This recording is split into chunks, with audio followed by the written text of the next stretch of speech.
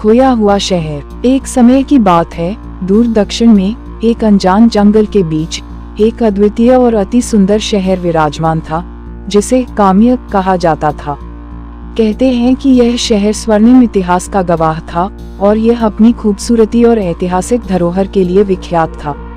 लेकिन समय के साथ इसका नाम और ख्याति खो गई और यह अब खोया हुआ शहर के रूप में जाना जाता था। एक दिन एक युवा खोजकर्ता नामक विवेक इस शहर की खोज में निकला।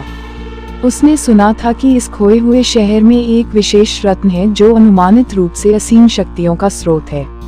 विवेक ने जंगल की गहराई में अपनी यात्रा शुरू की, उम्मीद के साथ कि वह इस शहर को पुनर्स्थापित करेगा और इसकी ऐतिहासिक महत्ता को दुनिया के सामने लाएगा। बहुत सारे कठिनाइयों और खतरों के बावजूद विवेक ने हिम्मत नहीं हारी और अपनी खोज जारी रखी। अंततः उसने एक बड़ी तालाब के किनारे एक विशाल द्वार को देखा। यही वो द्वार था जो काम्य के प्रवेश द्वार के रूप में वर्णित किया गया था।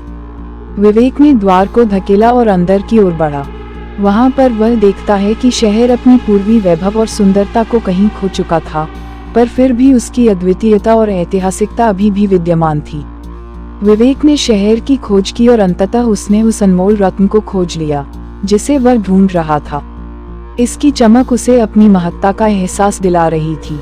उसने इस रत्न को और इस खोए हुए शहर काम्य की कहानी को दुनिया के सामने लाया। लोगों ने उसकी बहादुरी और समर्पण की सराहना की। विवेक के प्रयासों के बाद काम्य अब फिर से इतिहास के पन्नों में अपनी जगह लेने के लिए तैयार था।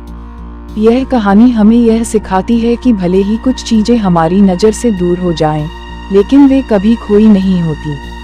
उन्हें खोजने का काम हमें ही करना पड़ता है।